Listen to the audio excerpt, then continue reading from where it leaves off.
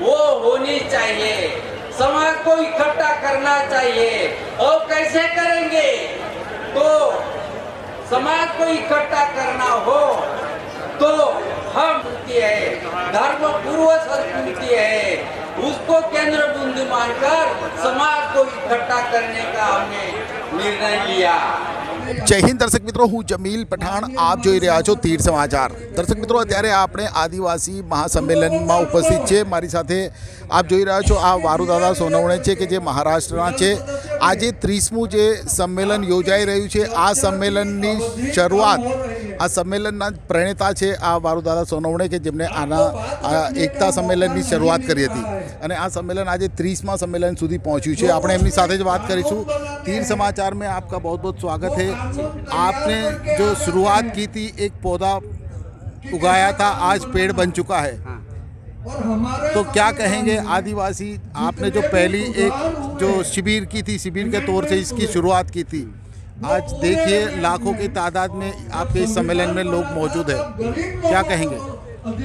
ये तो शुरुआत की, लेकिन जिस तरह से हमने ये आदिवासी को आदिवासी के दर्शन बताया, ये महासम्मेलन, ये अंकुश विहीर के इसमें, और धीरे धीरे उनको भी एक विश्वास होता गया, क्योंकि आप ऐसे बोल रहे हैं कि जो आदिवासी संस्कृति को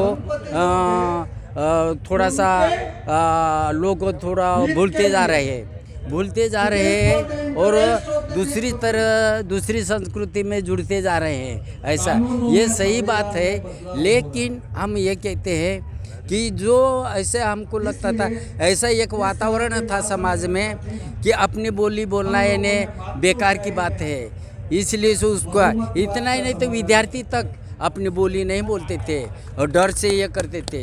और फिर वो क्यों नहीं बोलते थे कि आदिवासी यानी शराबी, लुच्चा, लपंगा, चोर, इस तरह से। तो अगर मैं अपनी बोली बोल दूँ न, ये देख ले, तो उसके पीछे ये जो उपमाएँ लगे हैं वो मेरे पर लगेगी और इससे मैं अपमानित होऊंगा। ऐसा करके डर के मार से वो नहीं करते थे। लेकिन अब ये जो भाषा बोलना, ये अपना स्वाभिमान है, अपनी संस्कृति को संरक्षित करना, ये अपना स्वाभिमान है, इसमें कुछ गलत नहीं है। हम ये कहते हैं कि संस्कृति के जो जीवन मूल्य है मानवीय मूल्य पर आधारित है, समता मूलक है, लोकशाही जीवन जीने वाले हैं। प्रत्येक व्यवहार में हम देखें, शादी के व्यवहार में देखेंगे या कोई त्यौहार के व्यवहार में भी देखेंगे, तो ऐसे कई उदाहरण हैं कि उसमें मानवता छुपी हुई है, लेकिन उसको नकारा गया था। इसलिए वो जो जीवन मूल्य थे, मानवीय मूल्य थे, वो ख़त्म होते जा रहे हैं। उदाहरण के तौर पर मैं ये भी कहूँगा कि आदिवासी समाज में शादी की परंपरा है। शादी की परंपरा जो है, ये शादी की परंपरा में हम आदिवासियों में जावाई दामाद लोगों को श्रम का काम देते हैं। अगर तुम किसी शादी में गए हो या उत्तर कार्य में गए हो, तो वहाँ कोई लकड़ी फोड़ रहे हैं, कोई पानी भर रहे हैं, कोई बीड़ी बांट रहा है, तो समझ लेना कि ये वो घर के जावाई हैं।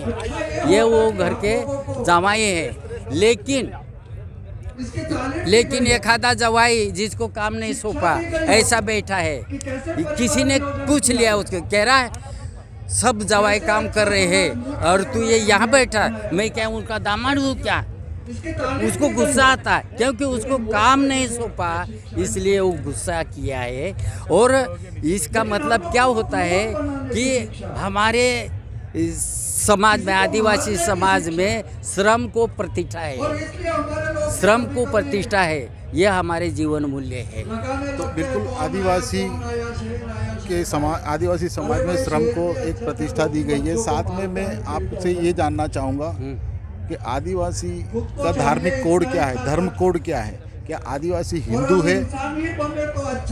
हम तो अभी तक तो जो चल रहा है, जो हम आंदोलन हो रहा है, अपना अस्तित्व की बात करते हैं, उसके आत्मसम्मान की बात करते हैं। ये तो जो धर्म कोड हो रहा है, ये धर्म कोड आदिवासी कोड के लिए ये मिलना चाहिए। उनका अस्तित्व को सरकार शासन ध्यान में रखना चाहिए। इतना देश में 11-12 करोड़ आदिवासी है, उनका अस्तित्व को वो मंजूर करके वो आदिवासी धर्म कोड देना चाहिए। धर्म कोड मांगते हैं, इसका मतलब ये नहीं है कि हम धर्म के जीवन को अपनाते हैं, ऐसा नहीं है। जनगणना में जो कोड होता है वो हमको स्वतंत्र धर्म कोड मिलना चाहिए, ऐसी हमारी भूमिका है।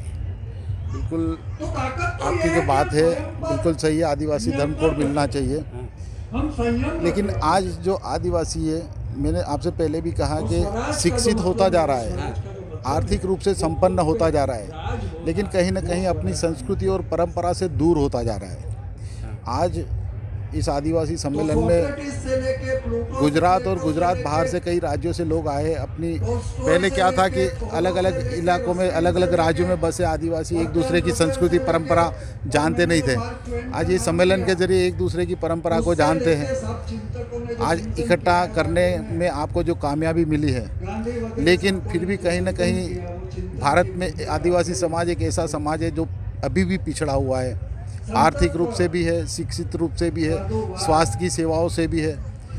और दूसरी तरफ कहीं ना कहीं सत्ता में बैठी जो लोग हैं, जो भी हो, कोई राज्य में अलग है, कोई राज्य में अलग है, लेकिन फिर भी वो आदिवासियों के लिए वो नहीं करते जो उनको मिलना चाहिए। आदिवासियों को मिलना चाहिए, उनके हक अधिकार मिलने चाहिए।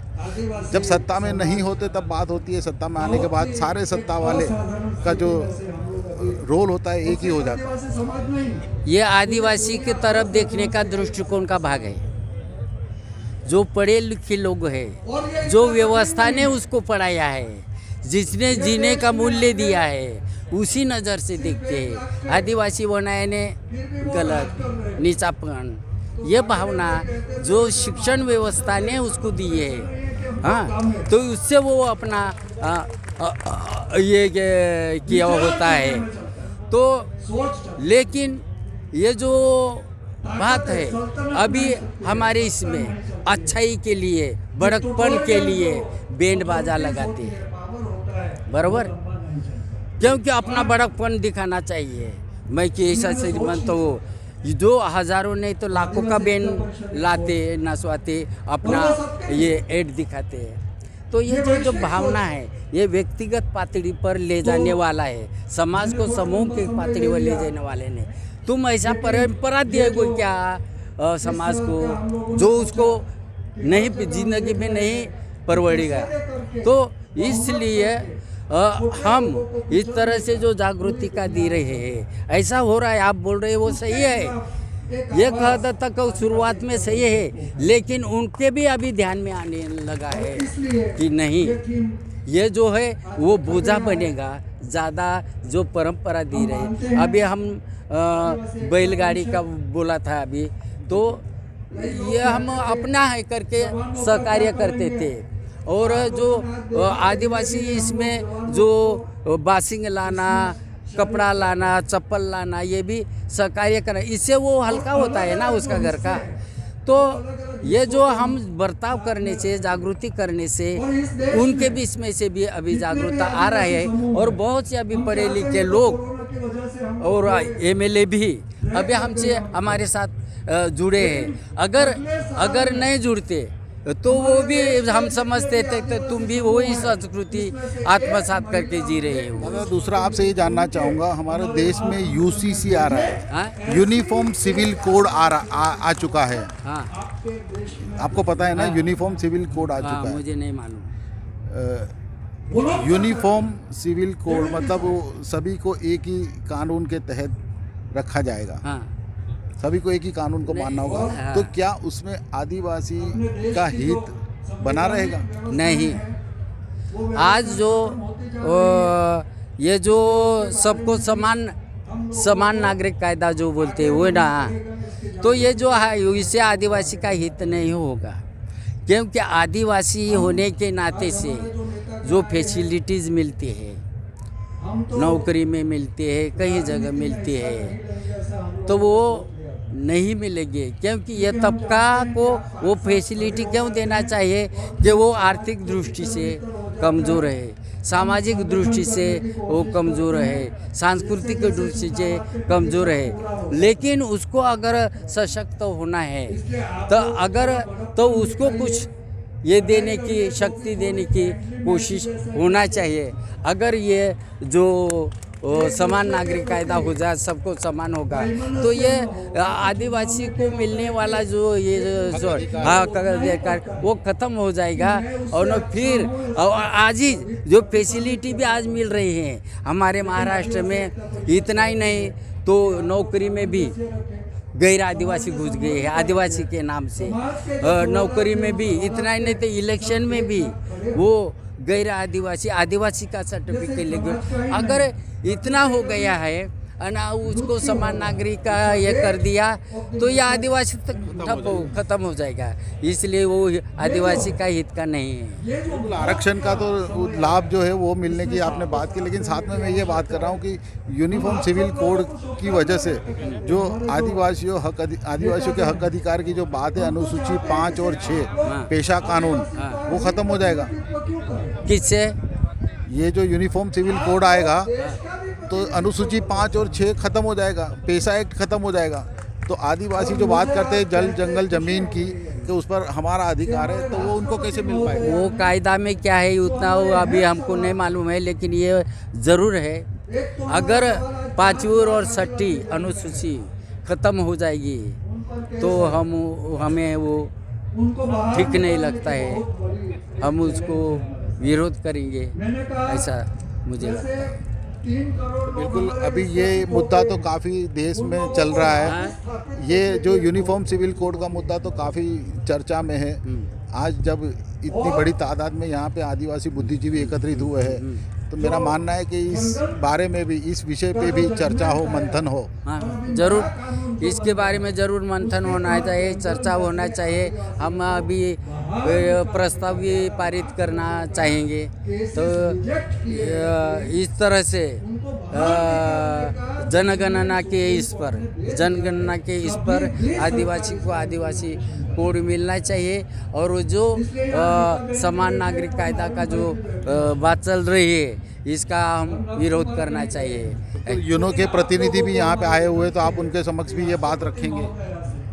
उनसे तो बात करेंगे हम, अभी तो हम अच्छी तरह से मिले नहीं हैं, लेकिन हम इसके बारे में भी तो ज़रूर बात रखेंगे, क्योंकि हमारा हक और अधिकार की अगर बात है वो जर कुचले जाने वाले होंगे तो उसके बारे में हम आवाज़ उठाने के लिए उनसे भी बात करेंगे। जी बिल्कुल, तो આ હતા વારુદાદા સોનવણે કે જેમણે આદિવાસી એકતા મહાસંમેલનની શરૂઆત કરી હતી।